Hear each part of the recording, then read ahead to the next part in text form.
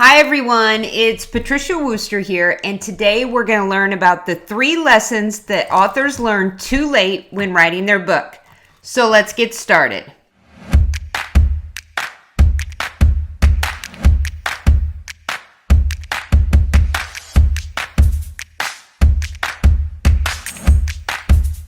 I've been seeing 3 common mistakes when people are writing their first book. And the first mistake that I'm seeing is that the writers have no plan. And what I mean by this is even the authors who have taken the time to write an outline, they really don't have a guide for where they're trying to take that reader. So what they're doing is each chapter is covering a subject. So say you're writing a book about leadership and chapter 1 is about mindset and chapter 2 is about collaboration. And each of those individual chapters are really good and thorough in their information, but there's no overall destination. So at the end of the book, you've just kind of left these readers with 10 steps or 10 kind of separate chapters, but there's no overall number one result that reader is getting or that big takeaway from your book. So when someone asks them, hey, what's this book about? They're kind of listing off these random ideas and things that they picked up, but there's no big picture that comes together at the end. And this is something that people discover too late when writing their book, because they discover it by the time they get to the book and they have to write their book description and someone's asking them, hey, what's your book about? And then they say, well, it's about leadership. Well, when you say something like that, there's nothing proprietary about what you're writing about. So what you want to say is, my book is about how teams can work together to complete a big picture item for their company or something like that that's very specific, so that somebody who's listening to this marketing pitch or reading this descriptor says, wow, I need that result, and they want to go out and buy your book. And this is the way your book can stand out in its category. The second big lesson that most of these new authors are learning too late is that they should have had a call to action at the end of their book.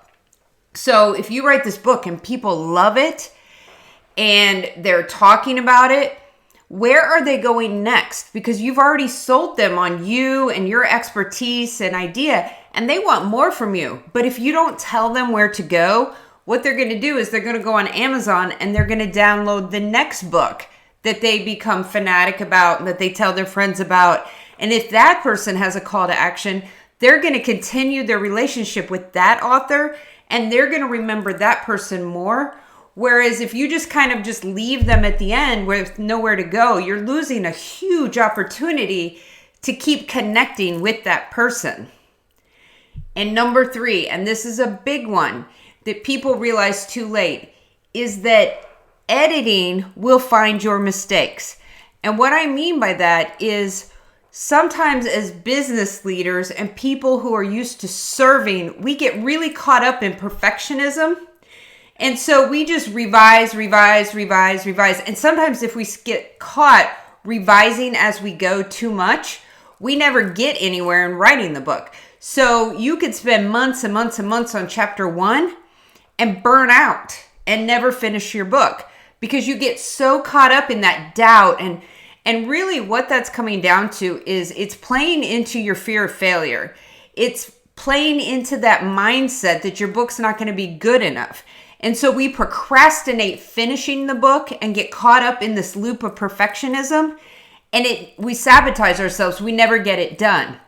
A really good editor, and this is why I tell people, if you're going to invest any money in your book, do it in a good editor. A great editor is going to go through. They're going to find your gaps. They're going to find those holes. They're going to tell you what's working, what's not working.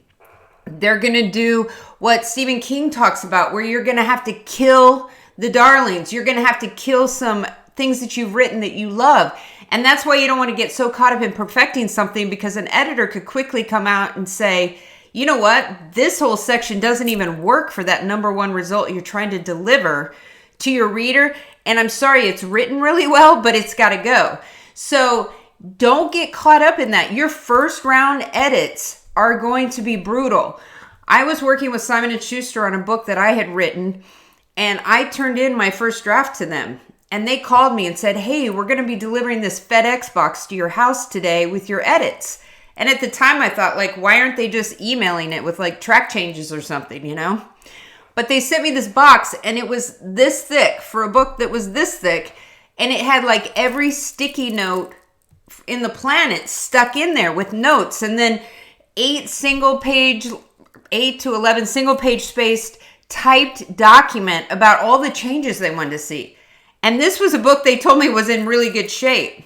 Okay, and so it was a strategy play that they gave it to me on Friday because they knew I would go through these motions of like self-doubt and anger and, you know, all kinds of emotions.